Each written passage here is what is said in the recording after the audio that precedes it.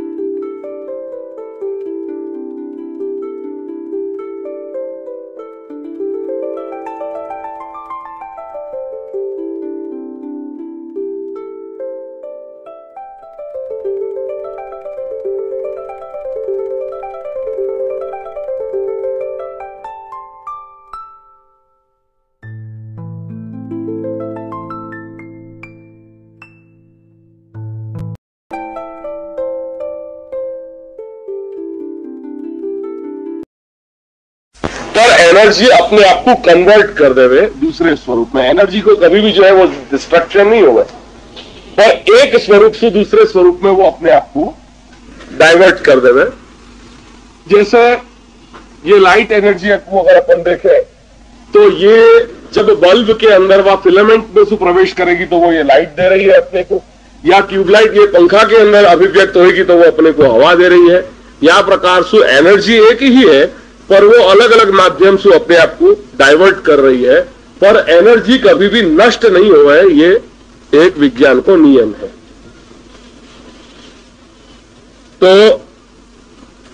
व्यापक रूप में ते सांभળી નથી શકાતા, પરંતુ રેડિયોમાં તેજ ધ્વનિ તરંગો શબ્દના રૂપમાં સાકાર પણ બની જતા હોય છે। ધ્વનિ તરંગોની જ માફક દૃષ્ટિ તરંગો પણ સર્વત્ર વ્યાપ્ત હોય છે। व्यापक रूप में तेने पण आपणे जोई शकता नथी, परंतु टेलिविजन सेट में तेज व्यापक तरंगो साकार दृश्य पण बनी जता होय छे। आज रीते ब्रह्म व्यापक पण छे अने तेम छतां साकार पण छे ज। अव्यय, जाको व्यय नहीं होवे, जाको नाश नहीं होवे, ऐसो ये ब्रह्म है। पहला एक गुणधर्म बताया साकार, अब जाको दूसरा जो दिव्य गुणधर्म है वो बता रहे व्यय, अव्यय, जाको व्यय नहीं होवे वो। और याईसु शायद तुमने जब व्याकरण शास्त्र आप लोगों ने पढ़े होगा तो व्याकरण शास्त्र में भी एक ये शब्द आवे, अव्यय आवे ना। अव्यय को मतलब क्या?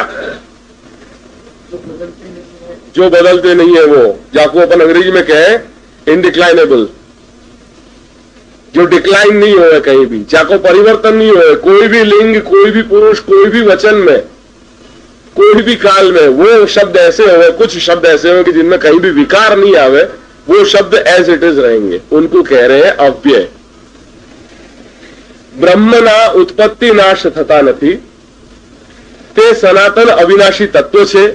सृष्टि दरमियान जड़ जीव वगैरह अनेक रूपों ने धारण करतुं होवा छतां ब्रह्ममां कोई पण विकार आवतो नथी। अने एटला माटे आपणा वादने ब्रह्मवादनो एक शब्द पण छे जे मैं आपने लगभग 4-5 दिवस पहला कहूं थी।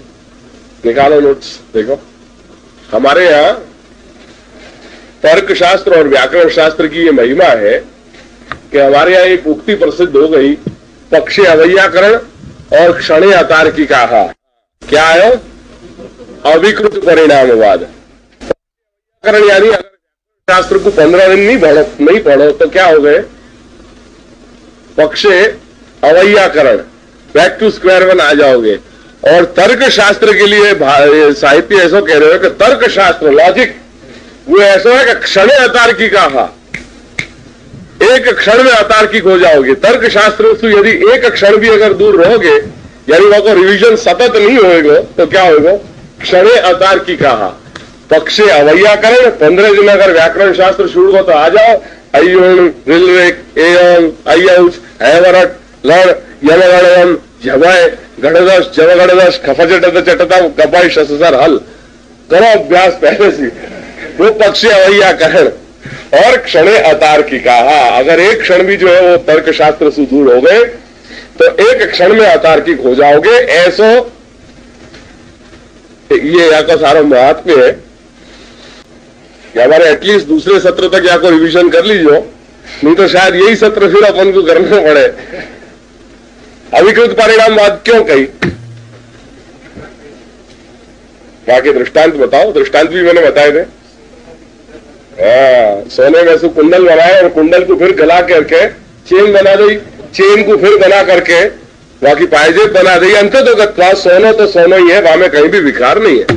पर दूध में से दही बना लो, फिर दही जो है वो दूध में कन्वर्ट नहीं है, वो ये विकृतिवाद। तो સૃષ્ટિ દરમિયાન જળ જીવ વગેરે અનેક રૂપોને ધારણ કરતું હોવા છતાં બ્રહ્મમાં કોઈ પણ કાંઈ પણ વિકાર આવતો નથી। यानी ब्रह्म अपने आप को या सारे सर्जन में अभिव्यक्त कर रहे हैं, प्रकट कर रहे हैं। और अंततोगत्वा जब प्रलय अवस्था आएगी तो यानी सारी सृष्टि को अपने में अंदर समा लेगा। आ कारणे ब्रह्म ने अव्यय कહેવામાં આવે છે। બ્રહ્મની માફક જ બ્રહ્મના અપ્રાકૃત અલૌકિક અનંત ગુણધર્મો પણ વિકાર રહિત અવિનાશી કે અવ્યય હોય છે। વિકાર રહિત હોવું એ જ બ્રહ્મનું વીર્ય છે। વીર્ય એટલે સામર્થ્ય। અવિનાશી હોવું તે જ વીર્યવાન કે સામર્થ્યશાળી હોવું કહેવાય। अब तीसरा गुणधर्म है उनको सर्व समर्थ। ब्रह्म सर्व सामर्थ्यवान है, कर्तुम अकर्तुम अन्यथा कर्तुम सर्व सामर्थ्यवान। ये ब्रह्म સર્વ પ્રકારની અલૌકિક શક્તિઓથી સંપન્ન સર્વ સમર્થ હોવાને કારણે તેને કર્તુમ અકર્તુમ અન્યથા કર્તુમ સમર્થ કહેવામાં આવે છે। अब पहले है कर्तुम समर्थ। कर्तुम यानी किया जा सके, अन्य अकर्तुम जो नहीं किया जा सके, और अन्यथा कर्तुम वासु विपरीत जो कुछ पॉसिबिलिटी नहीं है, वो तीसरी कोई कक्षा हो जानी है। सारी चीजें समर्थ होने में अपने आप को वो अभिव्यक्त कर सके वो ब्रह्म। जे जीवो जप तप यज्ञ ध्यान यम नियम वगैरह शास्त्रीय साधनोથી રહિત હોય છે તેઓને પણ ઉત્તમ ફળનું દાન કરવા માટે બ્રહ્મ સમર્થ છે। અસાધનમ साधनम करोति। जो शास्त्र में परमात्मा को प्राप्त करने के काम क्रोध लोभ मोह मद मात्सर्य जो असाधन बताए, जो आज अपन प्रत्येक व्यक्ति में वो काम क्रोध लोभ मोह मद मात्सर्य है, जो शास्त्रतः असाधन माने गए और उन असाधन से हम भगवत प्राप्ति नहीं कर सके, पर ये परमात्मा ऐसा है कि ये असाधन को भी साधन स्वीकार करके साधन मान करके और अपने आप को जीव को प्राप्त करा सके। आ ब्रह्मना कर्तुम समर्थ होવાનું પ્રમાણ છે। વ્રજભક્તો ઉપરોક્ત સર્વ સાધનોથી રહિત હતા છતાં ભગવાન શ્રી કૃષ્ણે યોગીઓ કે જ્ઞાનીઓ માટે પણ દુર્લભ હોય તેવું પરમ ફળ તેઓને આપ્યું। वो तो अहीर हते। व्रजभक्त कौन हते? अहीर हते। अहीर को क्या बोलो आप? भरवाड़। ब्रजभक्तन को जो परम फल को दान मिले है, जो ऋषि मुनि है ब्राह्मण जैसे उत्तम कुल में भी जिनको नहीं मिले, वो भगवान ने भरवाड़ अहीर के हते सब। ये नंद बाबा वगैरह जो गोप ब्रजभक्त हते वो सब क्या हते? जाति सो भरवाड़ हते। उनको भी अपने आप को सर्वस्व सर्वोत्तम फल को दान उन ब्रजभक्तन को दे दिया भगवान ने। जो दान जो फल बेचारे तपश्चर्या करने वाले और महामुनि जो होते, ऐसे ऋषि मुनि जिनने तपश्चर्या करी, उनको जो फल प्राप्त नहीं हुए, वो भगवान ने जो है वो फल उनको दे दिया।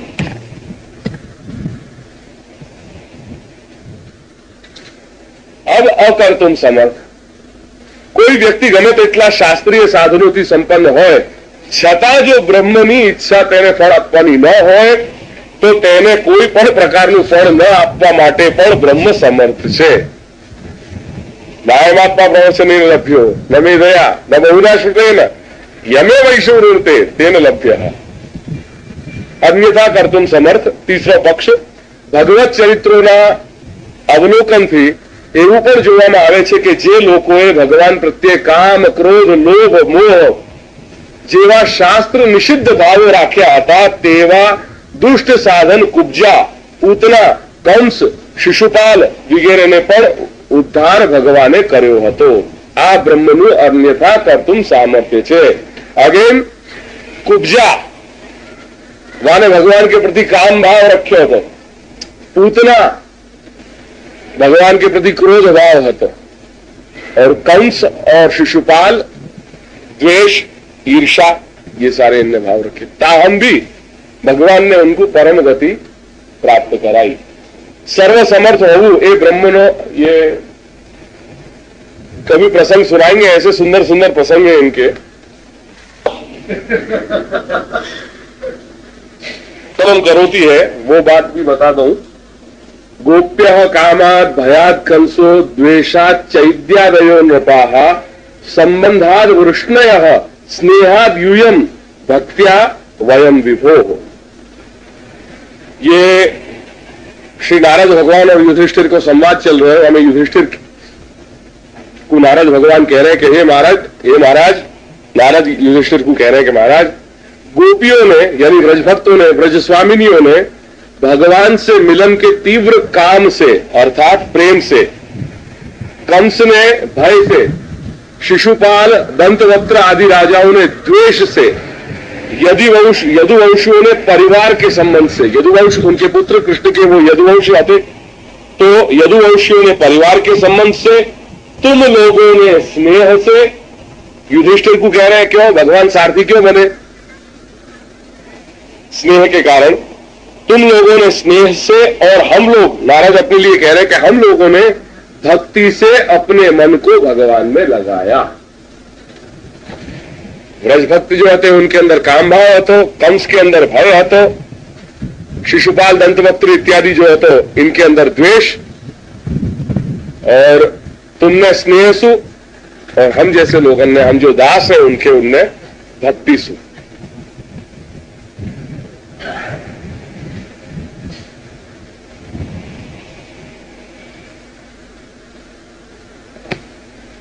एक और प्रसंग सुनो.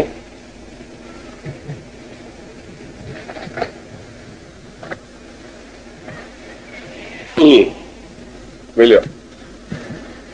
जब प्रभु जो है रंगशाला में प्रवेश कर रहे हैं और रंगशाला में प्रवेश करने के बाद जब वह युद्ध भये, वह समय क्या प्रकार के चाणूर और मुष्टिक के साथ जो सारा प्रसंग है, वो प्रसंग के बाद कैसे बता रहे हैं वो पूरी ये भी सुनने लायक है. जब उनको युद्ध हो रहे हैं भगवान को और उनके साथ, मल्लन के साथ, वो प्रसंग के बाद मृतकम द्वीपम उत्सृज्य दंतपाणि समाविशत, परीक्षित मरे हुए हाथी को छोड़कर भगवान श्री कृष्ण ने हाथ में उसके दांत लिए ही रंग भूमि में प्रवेश किया. उस समय उनकी शोभा देखने ही योग्य थी. उनके कंधे पर हाथी का दांत रखा हुआ था. शरीर रक्त और मद की बूंदों से सुशोभित था और मुख कमल पर पसीने की बूंदें झलक रही थी. परीक्षित भगवान श्री कृष्ण और बलराम दोनों के ही हाथों में कुवलया पीड़ के बड़े बड़े दांत शस्त्र के रूप में सुशोभित हो रहे थे और कुछ ग्वाल उनके साथ चल रहे थे. इस प्रकार उन्होंने रंग भूमि में प्रवेश किया. जिस समय भगवान श्री कृष्ण बलराम जी के साथ रंग भूमि में पधारे, उस समय वे पहलवानों को वज्र कठोर शरीर, मल्लानाम अशनिहि, नृणाम नरवरः, स्त्रीणाम स्मरो मूर्तिमान, गोपानाम स्वजनो असताम क्षितिभुजाम, शास्ता स्वपित्रो शिशु मृत्योर्भोजपते विराट विदुषाम तत्वम परम योगिनाम वृष्णीनाम परदेवता इति विदितो रंगम गतः साग्रजः। रंगभूमि में प्रवेश करे और वास्तव में रंगभूमि में जब प्रवेश किए तो इन सारे जो रंगभूमि में जो उपस्थित जो लोग आते, वहां की जनता आती, वह जनता को वो भगवान अपने भाई बलराम के साथ जब प्रवेश कर रहे हैं तो वह स्वरूप में उनको क्या क्या दिखे, कौन कौन को क्या क्या प्रकार से दर्शन भय, वो बता रहे हैं कि मल्ला नाम अशनि ही। कंस को यह लग रही है कि साक्षात मेरी मृत्यु ही चली आ रही है मेरे सामने। मल्ल को यह लगे कि वज्र कठोर शरीर, जबकि सुकोमल बालक हते दोनों, तो अभी उनको दर्शन कैसे हुए, ये देखने की बात है। जिस समय भगवान श्री कृष्ण बलराम जी के साथ रंगभूमि में पधारे, उस समय वे पहलवानों को वज्र कठोर शरीर, साधारण मनुष्यों को नर रत्न, नराम नरवरः, स्त्रीणाम स्मरो मूर्तिमान, स्मर कामदेव, साक्षात मूर्तिमान उनको स्क्रीन को लगे तो कामदेव चले आ रहे। उस समय स्त्रियों को मूर्तिमान कामदेव, गोपानाम स्वजनों, जो ग्वाल वाला थे उनको लगे कि हमारे ही आत्मीय आ रहे हैं, गोपों को स्वजन, असतान क्षितिभुजाम, जो क्षितिभुज जो राजा है असत, उनको दुष्ट राजाओं को दंड देने वाले शासक के रूप में श्री प्रभु के दर्शन हुए। स्वपित्रों हो शिशु, और जो माता पिता के समान बड़े बूढ़े आते जो वहां जो बैठे हुए थे वहां रंगभूमि में, उनको लगे कि हमारा ही शिशु आ रहे हैं, हमारा ही बालक आ रहे हैं। मृत्यु भोजपते है, जो कंस है वह भी लगे कि साक्षात मृत्यु ही चली आ रही है। कंस को मृत्यु, अविदुषाम विराट, अज्ञानियों को विराट, योगी नाम परम तत्वम, जो योगी है उनको परम तत्व, और वृष्णि नाम पर देवता, जो भक्त शिरोमणि वृष्णि वंशी है उनको ये लगे कि ये हमारे इष्ट देव जो है वो जान पड़े। सबने अपने अपने भावानुरूप क्रमशः एक ही स्वरूप में भगवान ने नौ रसन को अनुभव करा दियो। वासना, रौद्र, अद्भुत, श्रृंगार, हास्य, वीर, वात्सल्य, भयानक, बीभत्स, शांत और प्रेम भक्ति रस को एक ही स्वरूप में एक ही लया सबन को अनुभव कराया। कैसे वर्णन है, आई बात ख्याल में? ये सर्वथा, ये कर्तुम अकर्तुम अन्यथा कर्तुम सर्व सामर्थ्यवान भगवान का स्वरूप है कि भगवान ने एक ही स्वरूप में सब लोगन के अंदर जैसे जैसे जो जो भाव होते वह भावानुरूप उनको दर्शन कराए। और जो रस है वो प्रत्येक रस को एक ही स्वरूप में एक ही लया रस को भी अनेक जो नव रस है, जो मनुष्य के चेतना में अनुभव होने वाले जो 9 प्रकार की जो सारी परिस्थितियां जो आपको अनुभूत हो रही है, वो 9 रसन को भी एक ही स्वरूप में बताया, एक ही लिया, वही एट दैट सेम मोमेंट एक ही स्वरूप में। ये देख रहे हो वो कहां गए, वो लिंक में वो पहले की लिंक है, गोप्या कामा श्री ब्रज स्वामी ने कामसु जो है उनको प्राप्त किए, कंसो भयाद, और यही के साथ यहां एक ही स्वरूप में ये सा या प्रकार से दर्शन दिए। वो कैसे वाकई लिंक बैठा है, वो मेरे मन में घूम रही कि वो श्लोक गयो का मिले।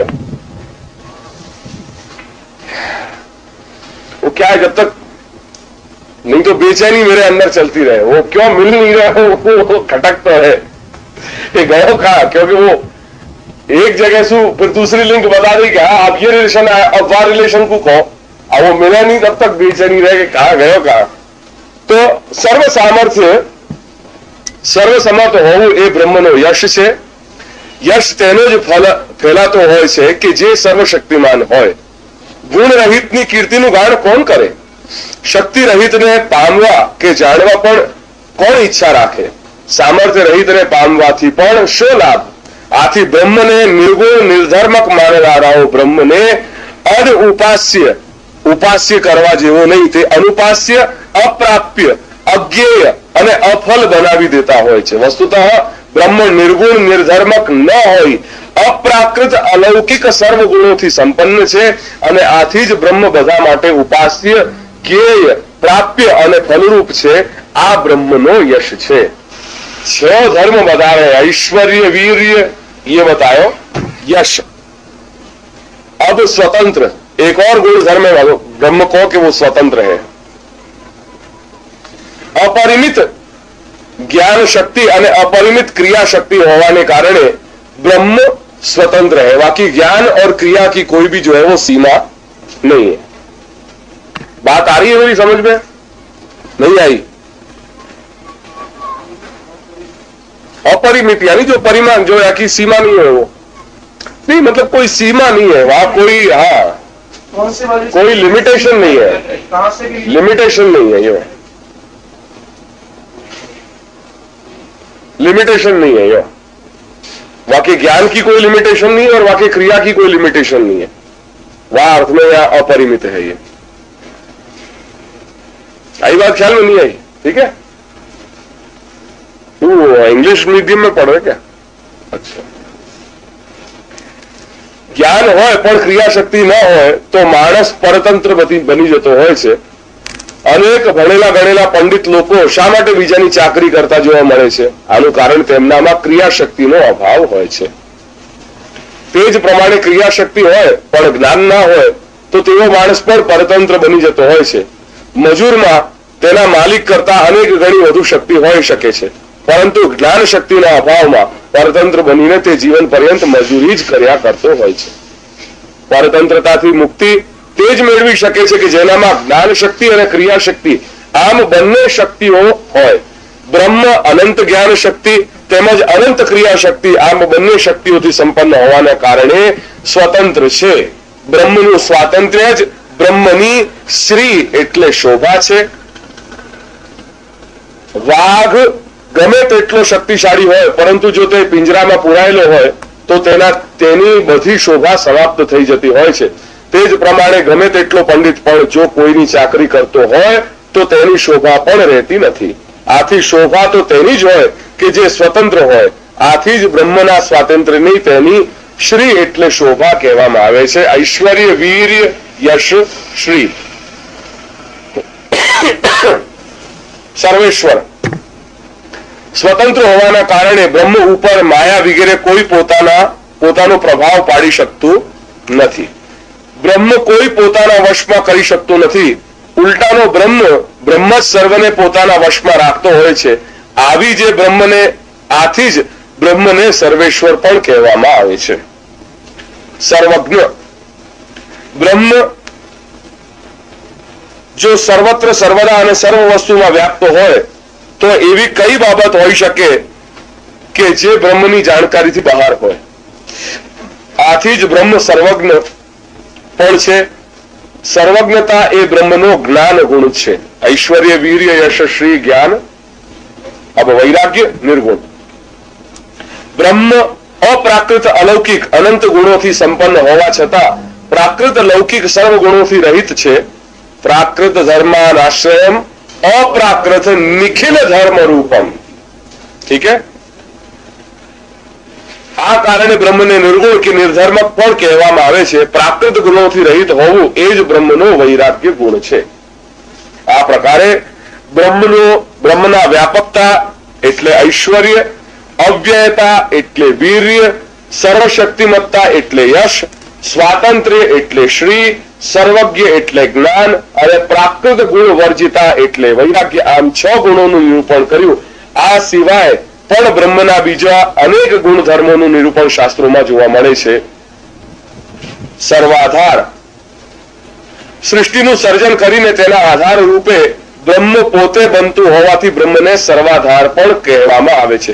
સર્વાધારમ વશ્યમાનમ सर्वाधारम वश्यमानम आनंद आकारम उत्तमम. ये शास्त्र के ही वचन है. सर्वाधारम वश्यमानम आनंदाकारम उत्तमम. સર્વાધાર, સૃષ્ટિનું સર્જન કરીને તેના આધાર રૂપે બ્રહ્મ પોતે બનતું હોવાથી બ્રહ્મને સર્વાધાર પણ કહેવામાં આવે છે.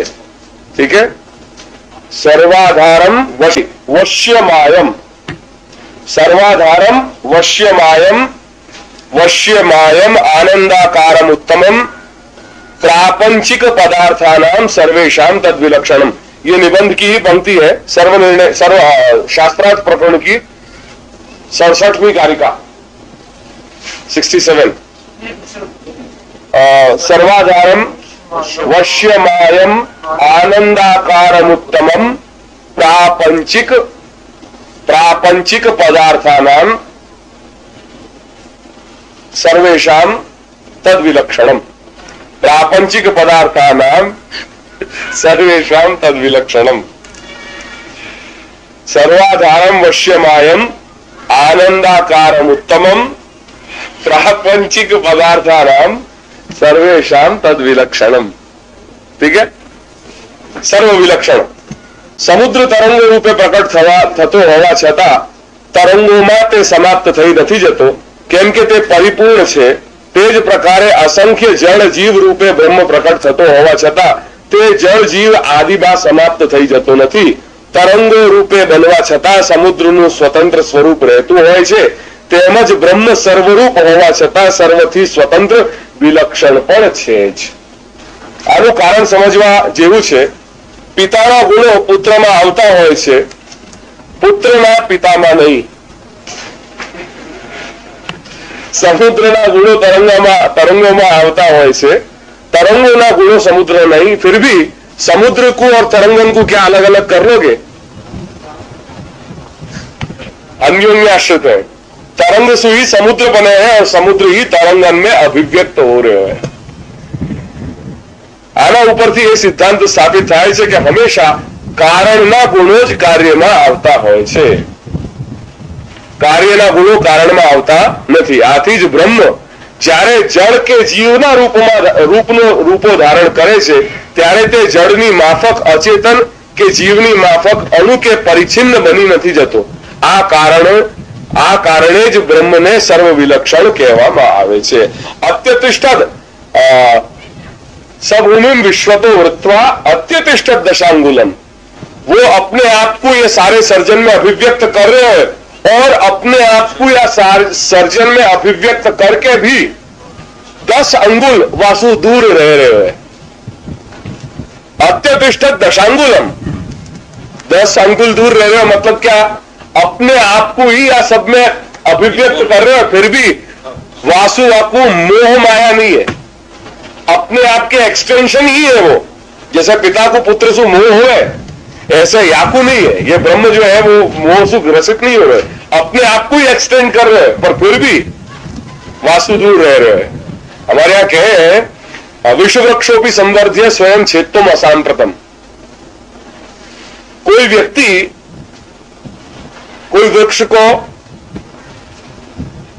को जो है वाकू संवर्धन कर रहे हैं, बीजारोपण किए हुए वापू जल खाद इत्यादि दे के वापू संवर्धन करे और जब परिपक्व होकर जब वाको फल देने की बारी आवे और फल जब वाको ये मालूम पड़ा कि ये फल जो है वो विषाक्त है और वाको ये एहसास हो कि अरे मैंने तो विष को वृक्ष बो दियो, ये क्या किया मैंने. और वो जान रहे हैं कि याकू काट देना ही कल्याणकारी है, फिर भी वो स्वयं वाकू काटने में असमर्थ है. वो दूसरे से कटवाएगा, खुद नहीं काटेगा वाकू. तो भगवान ऐसे नहीं है. अब कह रहे अभिन्न निमित्तोपादान, जो अपना विषय है. अभी बात क्या चल रही थी? देखो क्या बात चल रही थी, क्या शब्द आए थे. जहां गाड़ी अपनी रुक रही थी, जाके कारण मैंने ये सब रेफर किया, वो बात क्या आती?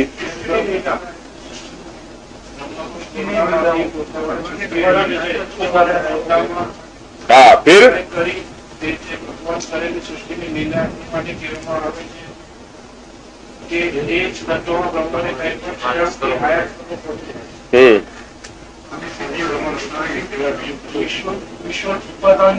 નિમાય. હા, ये બ્રહ્મ પોતે વિશ્વનું ઉપાદાન ને નિમિત્ત ઉભય કારણ છે. ये बात पे बात चल रही थी अपनी, और यही बात समझाने के लिए अब यहां पे वो अभिन्न निमित्तोपादान की बात आ रही है। सृष्टिનું નિમિત્ત તથા ઉપાદાન આમ બંને કારણરૂપ બ્રહ્મ જ છે। अब ये अभिन्न और निमित्तोपादान क्या है, ये मैंने पहले ही बता चुका हूं कि उपादान कारण जो है आपको जो क्लोजेस्ट है, जैसे घड़ा और घड़ा को कारण मिट्टी, वो क्या है, उपादान कारण है। और चक्र, चीवर, दंड, स्वयं कुम्हार और जहां गधा पे वो मट्टी लाई जा रही है, वो सब क्या है, वो निमित्त कारण है। या हमारे भगवान जो है वो अभिन्न, ये सारे सर्जन के अभिन्न निमित्तोपादान कारण है। अपने आप को या नाम और रूप में अभिव्यक्त कर रहे हैं, और फिर भी वासु या रूप में उपादान कारण है और निमित्त भी है, क्योंकि आंसू अलग या को निर्माण कर रहे हैं, यासु अलग होके। आई बात ख्याल में? क्या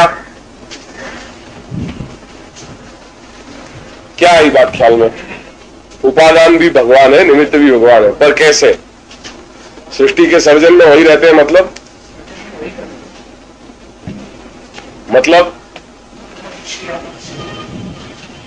वो अंशी अंश की बात नहीं है। हाँ ठीक है, पर उसको क्या बताओगे? How would you explain it?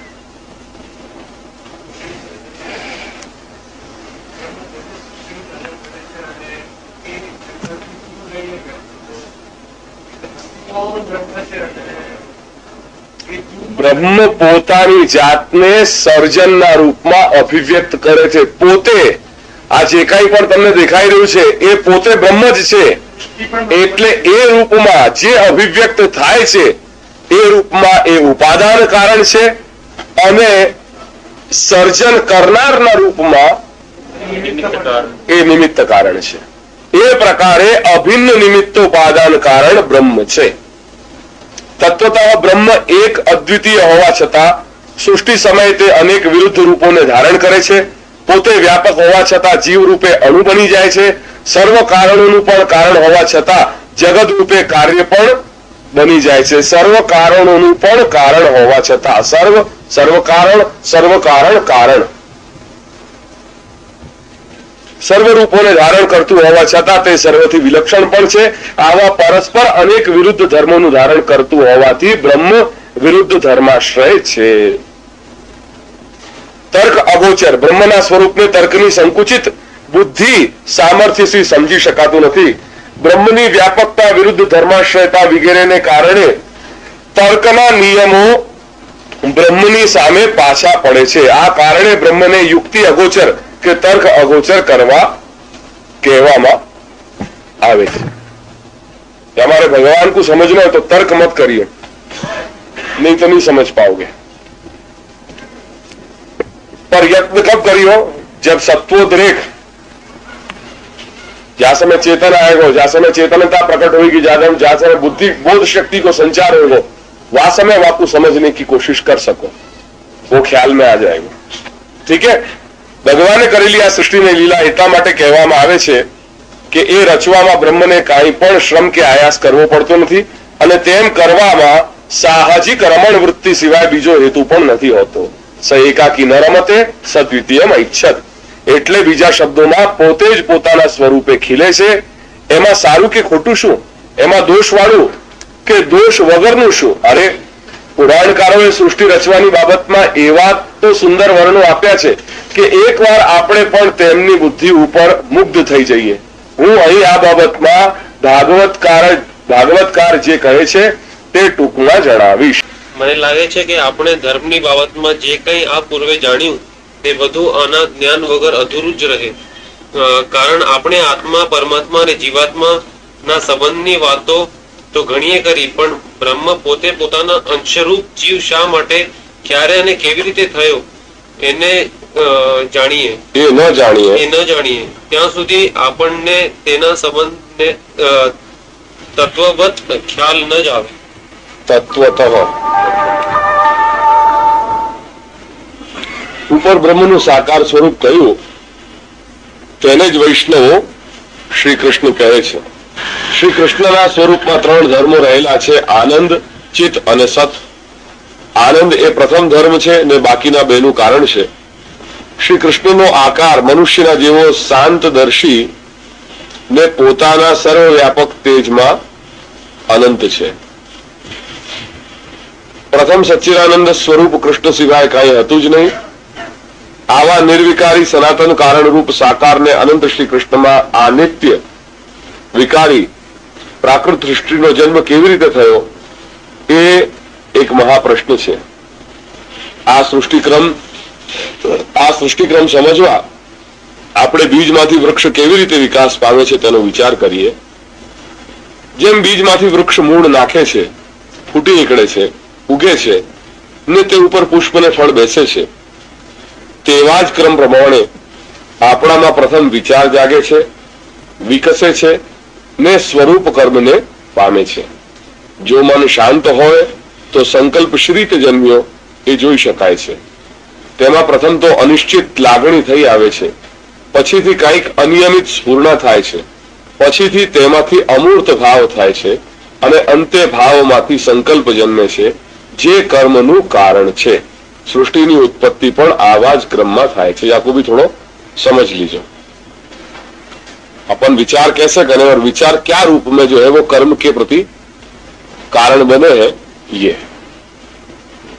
ब्रह्म ने आदि और अंत नहीं અને બ્રહ્મ જ સૃષ્ટિનું સર્જનહાર હોવાથી સૃષ્ટિને પણ આદિ અંત નથી.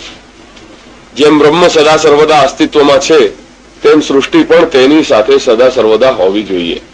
આ ઉપરથી તમને તરત સમજાશે કે જે વખતે આપણે સૃષ્ટિનો વિચાર કરીએ છીએ તે વખતની પહેલા સૃષ્ટિ હતી જ તેમ આપણે સ્વીકારવું પડશે.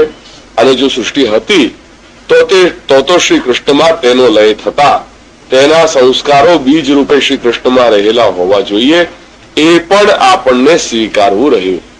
આ બીજ સત્વ રજ ને તમ એ 3 ગુણોનું બનેલું છે.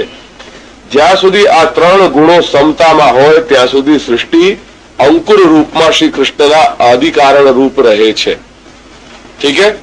जो बात मैंने समझाई कि जब तक इन तीनों को इक्विलिब्रियम है, जब ये समावस्था में तब तक सृष्टि नहीं है.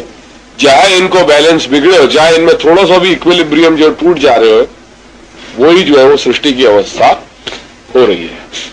और जे क्षण श्री कृष्णના હૃદયમાં ઈચ્છા થાય કે હું એક છું તે અનેક થાઉં, એકોહમ બહુશ્યામ, તે પડે ગુણોથી આ સમતાનો ભંગ થાય છે. ये सृष्टि की सारी प्रक्रिया बता रहे हैं. आથી 3 गुणों पैकी एक गुण अन्य करता प्रधान बननी है. जो अपन देख गए सत्व गुण उन दोनों को दबा के, रजोगुण सत्वगुण और तमोगुण को दबा के और तमोगुण रजोगुण और सत्वगुण को दबा करके आगे कार्य करे है. જ્યારે આમ બને છે ત્યારે શ્રી કૃષ્ણમાંથી કેન્દ્ર સ્થાન આત્મા શ્રી કૃષ્ણના આકારને મળતા આકારનું રૂપ ધરી બહાર આવે છે. આ સ્થિતિ માનવની અનિશ્ચિત ભાવના સાથે સરખાવી શકાય છે. ભગવાનની આવી સંકલ્પ સ્થિતિને ભાગવતકાર वासुदेव अवस्था कहे छे. जो 4 बात मैंने 4 अवतार बताए, संकर्षण, वासुदेव, प्रद्युम्न और अनिरुद्ध. उनके काम क्या क्या है वो भी जरा देख लो. क्या कार्य है उनके? एक व्यक्ति बोलो, स्पष्ट बोलो. पर लिखाया हुआ है, लिखा है किसी ने? भूभार हरण और लिखा दो. वासुदेव वंश संबंधी कार्य, प्रद्युम्न को धर्म रक्षण, अनिरुद्ध को भूभार हरण संकर्षण को और मुक्तिदान वो वासुदेव को. वंश संबंधी कार्य प्रद्युम्न, धर्म रक्षण अनिरुद्ध, भूभार हरण संकर्षण और मुक्तिदान वासुदेव. जब ये वासुदेव कह रहे हैं तो बीट श्योर के ये परब्रह्म परमात्मा भगवान श्री कृष्ण नहीं है. ठीक है. संबंधी कार्य प्रद्युम्न, धर्म रक्षण अनिरुद्ध, भूभार हरण संकर्षण और मुक्तिदान वो वासुदेव. ये वासुदेव जो है ये कृष्ण नहीं है, परब्रह्म परमात्मा. ये कौन है? चारों व्यूहावतार. વ્યૂહાવતાર.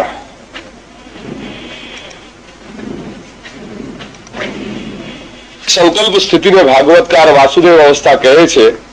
આ વાસુદેવ પણ આનંદ રૂપે તેમજ સર્વવ્યાપક પ્રકાશ રૂપે નિરાકાર રૂપે હોય છે. આમાંથી શ્રી કૃષ્ણની સંકર્ષણ અવસ્થાનો પ્રાદુર્ભાવ થાય છે. આ સ્થિતિ અનિયમિત આંદોલનને મળતી છે. સંકર્ષણ એ સૃષ્ટિનું ચેતનાતીત કારણ છે. ત્યાર પછીની ત્રીજી અવસ્થા પ્રદ્યુમ્નની છે. એ સંકલ્પની અમૂર્ત ભાવના જેવી છે. તે આ સૃષ્ટિનું અર્ધ ચૈતન્ય કારણ છે. તેમાંથી અનિરુદ્ધ નામની ચોથી અવસ્થાનો વિકાસ થાય છે. આ અવસ્થા સંકલ્પની અવસ્થાને મળતી છે. તે આ સૃષ્ટિનું ચૈતન્ય કારણ છે. શ્રી વિષ્ણુ કે શ્રી નારાયણ એ અનિરુદ્ધનું જ બીજું નામ છે. મને લાગે છે કે અહીં સુધી વિચાર સંકલ્પ રૂપે પરિણમે અંતે કર્મ રૂપે તે શી રીતે મૂર્તિમંત થાય છે તેના ક્રમને જો તમે બરાબર ધ્યાનમાં લેશો તો ઉપર વર્ણવેલા પરમાત્માના 4 વ્યૂહ રૂપો અને તેના કાર્યોનો તમને કઈ ખ્યાલ આવશે. यद्यपि कुछ ऐसा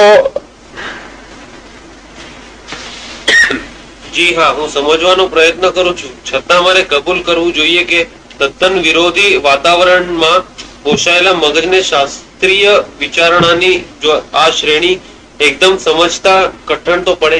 बिल्कुल सही बात. अपनी सबन की बात इनने जिज्ञासु दास ने कह दी. फिकर नहीं, હું આ વાતને બને તેટલી સરળ કરવા પ્રયત્ન કરીશ. જુઓ, આપણે જોયું કે શ્રી નારાયણ એ જ આપણા વિષ્ણુ નારાયણ 2 શબ્દોનો બનેલો છે. નાર એટલે જળ ને અયણ એટલે સ્થળ. અર્થાત નારાયણ એટલે જે જળ ઉપર ભગવદ રૂપ સામર્થ્ય તરે છે તે. કારણ કે ત્યાં નારાયણ સ્વયં જલ રૂપ છે. જો शेषशाही जो है वो. કહો, ત્યારે નાર એટલે ભગવદ રૂપી જળ એવો તાત્વિક અર્થ છે. એ તો મેં આજે જાણ્યું. શ્રી નારાયણ ભગવાન શેષનાગ ઉપર જ મહાસમુદ્રમાં પડી રહ્યા હોય છે એવું મેં વાંચેલું. ત્યારે મને એમ થતું કે સૃષ્ટિમાં આદિમાં આવું જળ ક્યાંથી હોઈ શકે અને નારાયણ ભગવાન કલ્પોના કલ્પ સુધા તેમાં પડી તે કયા પ્રકારની કલ્પના. પરંતુ હવે કંઈક સમજાય છે કે પુરાણોમાં આ બધું કલ્પના નહીં પણ તાત્વિક વિચારણા છે. હા, પુરાણોની બધી જ કથાઓ આવી રહસ્યગુપ્ત ભાવોથી ભરપૂર છે. જો તેને ઉકેલવાની ચાવી હાથ લાગે